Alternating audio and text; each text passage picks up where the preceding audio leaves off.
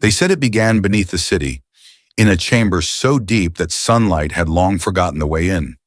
The air there was not air at all, but breath stolen from the mouths of those who worked and waited, bound by command, not by will.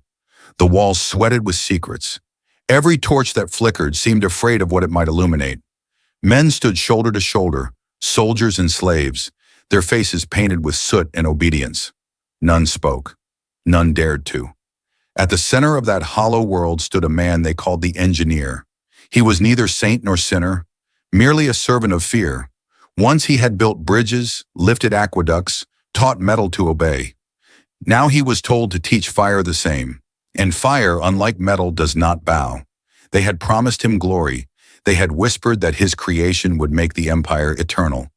But eternity, he would learn, is just another word for ruin. When his trembling hand gave the order, a single click echoed, small, fragile, like the sound of fate choosing a direction. Then came the hiss, a breath through iron lungs, the sound of something ancient awakening. And then, the roar. It was not a flame. It was a creature. It crawled across stone and screamed in light, devouring the floor, the walls, the air. Men became silhouettes, women became shadows, and the shadows burned too. Some cried to God, some to their mothers, and some, in terror, cried to the fire itself, as though it might show mercy. The engineer ran through the smoke, throwing sand, throwing water, watching each fail as though the world itself refused to be saved. He saw a woman fall, her arms wrapped around a child no one else could see anymore. He saw his apprentice weep and whisper the words that would haunt him forever. It works. Yes, it worked. But at what cost? The fire danced on water, laughed at the laws of nature, fed on air and memory alike. Its light was not gold, but the color of punishment, a light that branded itself onto every soul who watched. And when the screaming stopped, the silence that followed was heavier than any chain. In that silence, the engineer looked down at his hands and saw that they trembled, not from heat, but from knowing. He had done what no man before him dared. He had created a thing that did not die, a flame that remembered every face it touched, a miracle carved from the flesh of the innocent. Above them, the city slept, unaware that its salvation had been born screaming in the dark, unaware that its greatest weapon had already begun to consume its makers. The smoke rose like a prayer, but no God answered. It found its way through cracks in stone, through vents, through marble halls, and when it reached the palace above, it curled softly around the emperor's throne, a silent whisper carrying the scent of burned flesh and broken faith. They called it a triumph. They called it Greek fire. But those who were there, those who saw what the light truly was, they never called it anything again. Because some flames do not merely burn, they remember. And once born, they never stop looking for more to devour. They gathered in the marble heart of the empire, where silence had the weight of judgment, and every candle was a witness to sins too holy to name. The emperor sat shrouded in golden shadow, his crown heavy with centuries of conquest and fear. Before him knelt the man who had called fire into obedience, now trembling like a priest before his own false god. The hall smelled of incense and smoke, but beneath it lingered something else, the scent of what they had done. No one spoke of the screams beneath the city. No one dared to, because tonight was not for confession. Tonight was for consecration. On the table lay a single chest of iron, blackened, breathing faint wisps of heat. Around it, scrolls, seals, fragments of words that could unmake kingdoms. The emperor raised his hand, and the chamber bent with his gesture. "They died for Byzantium," he said, and his voice was not cruel. It was worse than that. It was calm, the calm of a man who has already made peace with damnation. "Their names will not be written," he continued. "Their ashes will guard us." At his command, 3 locks were forged, 3 seals pressed in wax still soft from the furnace of the world below. Each seal bore the mark of something divine, the cross, the eagle, and the flame. Faith, empire, and power chained together in one breath. As the guards sealed the chest, The torches flared once, as though the fire itself recognized the moment it became a prisoner. Behind them, priests began to chant, words older than mercy, not hymns, not blessings, but a rhythm that sounded like the slow beating of a dying heart. Greek, yes, but more than Greek, a language that only fear can translate. And while the voices rose, the emperor leaned forward, his face half lit, half lost in shadow. "This flame," he said, "will belong to heaven and to no man." Heaven. The word trembled, as if the sky itself refused the gift. The engineer raised his head. He wanted to speak, to warn, to weep, to repent. But all that came was a whisper. Once given, it cannot be undone. For a moment the emperor's gaze softened. Not with pity, but with understanding. Because he knew. They both knew. Power is never given to protect. It is given to endure. The chest was carried away, its iron skin catching the candlelight one last time, before vanishing into the catacombs below the throne. The sound of the locks closing echoed through the hall like the toll of distant bells. And with it, the empire exhaled. Not relief, but something colder. Resolution. Outside, the city slept beneath a haze that smelled faintly of oil and morning. The people dreamed of safety. They did not know that safety had already turned to ash beneath their feet. In the palace, the last candle guttered. Its flame bent, fought, and died, as if refusing to compete with what lay sealed beneath the earth.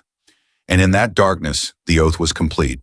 A secret had been born, a secret made not of words but of silence, fear, and fire.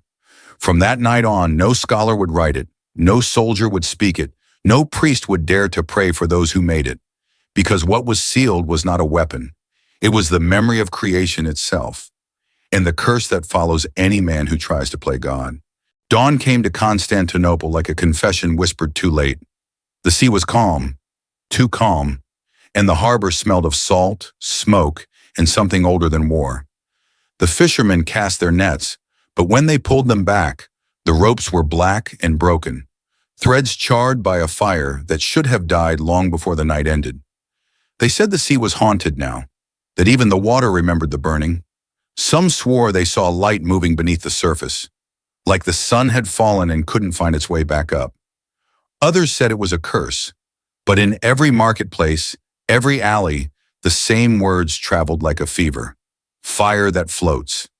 Men will always fear what they do not understand, but they will buy it too.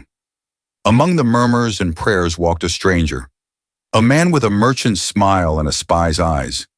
He listened to the whispers, weighed them like coins, and each rumor glittered to him like a key to immortality. Gold can silence conscience faster than any sword, and in the age of empires, secrets were the only true currency. He found the man he was looking for in a tavern at the edge of the port, a place where sailors drank to forget the screams that had followed them home. There in the corner sat the engineer, his face hidden behind the rim of a cup, his reflection broken by the ripples of wine and regret. The merchant approached as if meeting a legend, but he spoke like every other man who had learned to worship power. "They say you've trapped the sun in a bottle," he whispered. "Sell it to me. I'll pay in gold enough to buy a kingdom." The engineer did not look up. The candle between them flickered, and for a moment the flame bent, as though bowing to its maker. "What I made," he said, "already bought one, and sold its soul silence. That kind of silence that only comes after truth, the kind that weighs more than gold." Outside, the gulls cried over waters that no longer wanted them.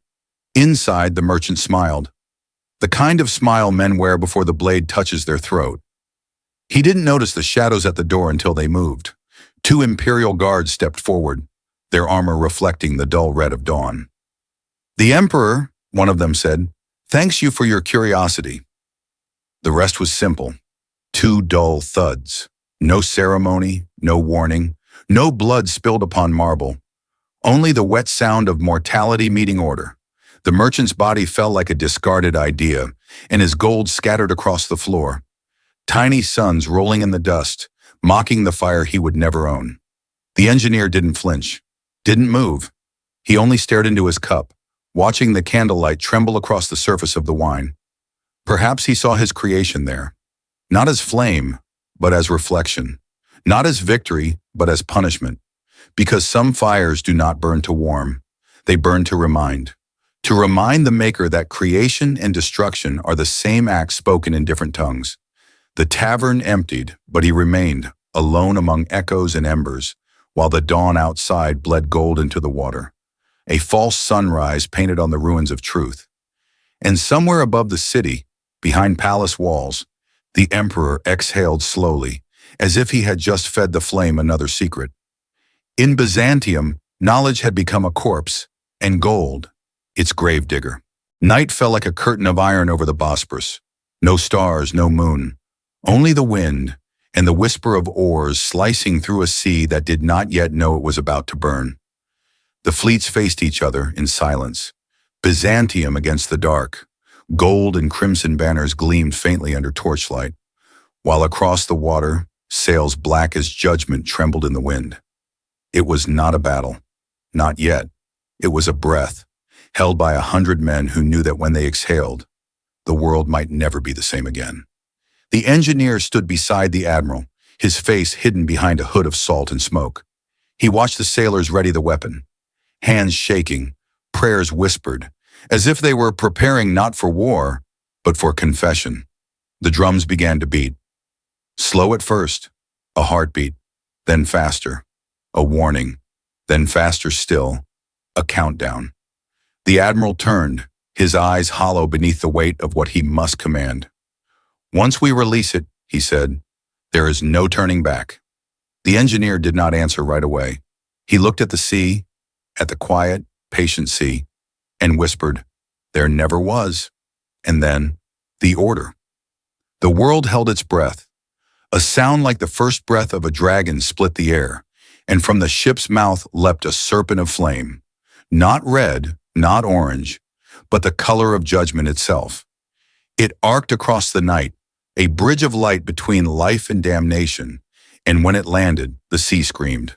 The enemy ships ignited instantly, wood bursting like lungs, sails folding in fire, men running, leaping into the water, seeking salvation in the very element that now betrayed them. But the water burned too. It burned as if the ocean had remembered every sin mankind had ever drowned in it, and decided at last to return them all. The screams echoed over the waves, a choir of agony rising into heaven unanswered. Even the victors turned away. They had won nothing. There is no victory in the sight of a man aflame. The engineer closed his eyes, but closing them changed nothing. Because the fire was not just on the sea, it was behind his eyelids, in his lungs, in his soul. They would call it Greek fire. They would call it divine. But he knew better. It was not the gift of God. It was the reflection of him, distorted, furious, unmerciful. For the rest of that night, the Bosporus glowed like a wound. Ships became skeletons, and the waves carried ashes that once had names. Above, the stars finally appeared, but they refused to look down. By dawn, nothing moved. The water was black again, but beneath its surface, small lights still shimmered. The last embers of something that refused to die. And in that silence, the kind that comes only after too much sound, the empire celebrated. They called it a miracle. They sang hymns, raised banners, and spoke of divine favor. But the sea knew better. It had been turned into a grave that would never stop remembering. And in its depths, beneath the charred hulls and drifting bones, the fire still slept, waiting for the next man foolish enough to believe he could command it. Because once fire learns the taste of power, it does not forget, and neither does history. Morning came, but it did not bring light. It only revealed what the night had done. The sea was quiet now, too quiet, like a murderer washing its hands in the water it had just poisoned. And in a monastery far from the harbor, the survivors lay upon straw in silence, their skin blackened, their breaths shallow, their eyes flickering with the dull reflection of something that still burned, though no flame remained to see. The air smelled of oil and prayer, of mercy trying to cover the scent of sin. The monks moved softly between the bodies, whispering to God in voices that dared not rise above the sound of suffering. They prayed not for victory, but for forgetfulness. And there among them stood the engineer, once the empire's proudest mind, now a man hollowed out by his own creation. He watched the monk's trembling hands tend to soldiers who had once shouted his name, now gasping, whispering, begging for water that no longer dared to touch them. The physician, an old monk with eyes like worn parchment, broke the silence first. His words were gentle, but they carried the weight of accusation that only kindness can bear. "You gave them victory," he said. "Why do you mourn?" The engineer looked at him, and in that look was a universe of fire, guilt, and knowledge. When he spoke, his voice was raw, the sound of a man speaking through ash. Because victory should not scream. No scripture answered him. No God dared. He knelt beside one of the living, a sailor, young enough to have believed in glory. The boy's face was a map of ruin, his lips cracked and blackened, but his eyes still reached toward heaven, as if to ask one last question. "Is it true," he whispered, "that it burns forever?" The engineer took his hand. It was light, too light, as though the body beneath it had already begun to turn into memory.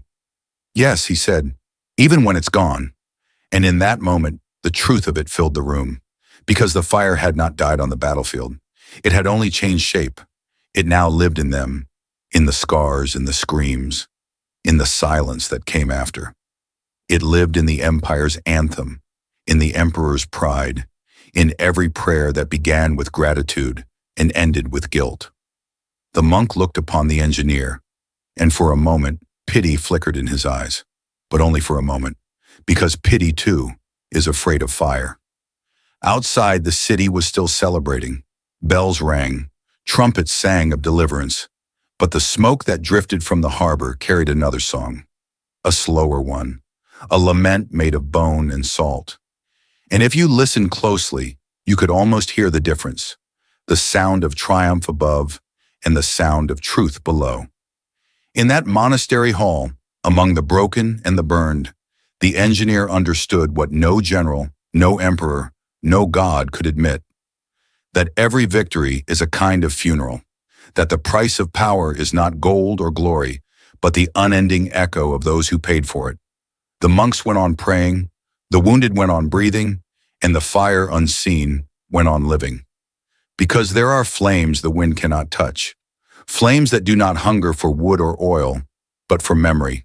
And as long as one man remembers, as long as guilt still glows in a single heart, the fire burns, quietly, forever. The palace sleeps. Above, marble and gold whisper of eternity.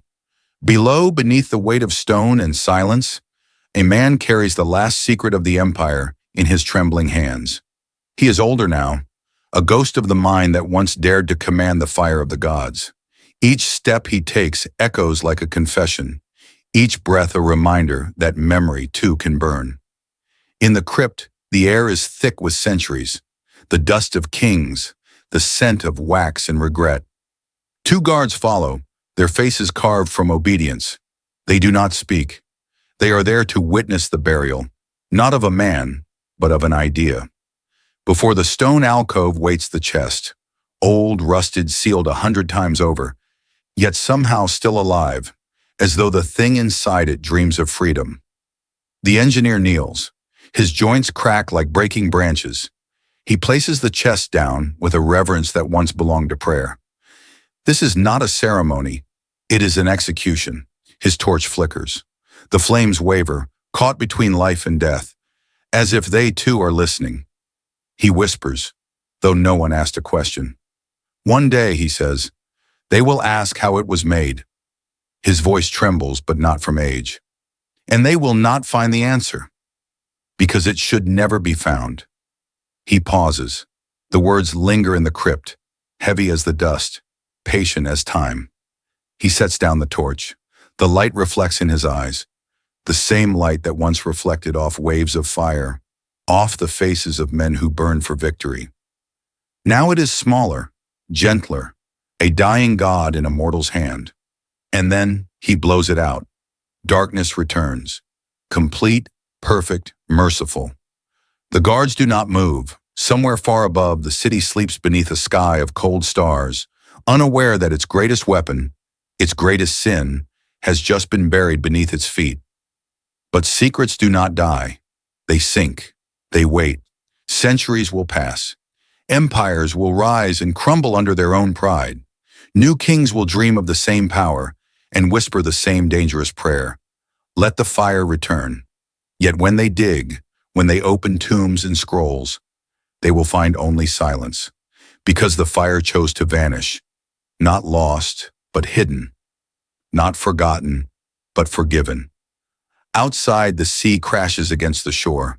The night wind carries the scent of salt and soot, and for a moment, just one, something flickers beneath the waves. A faint glow, like a heartbeat that refuses to stop. It glows, then fades, and in that single breath of light, the story ends the way all stories of power end. Not with victory, but with silence. The engineer is gone. The empire too will follow. But the flame will remain in whispers and warnings, in the tremor of every hand that dares to invent, in the eyes of every ruler who believes the gods can be commanded. And one day when the world grows too proud again, when men forget the price of creation, the sea will stir, the light will awaken, and the old fire will rise once more. Not as a weapon, but as a memory. A reminder that the divine cannot be owned, only endured. For even when it's gone, it burns.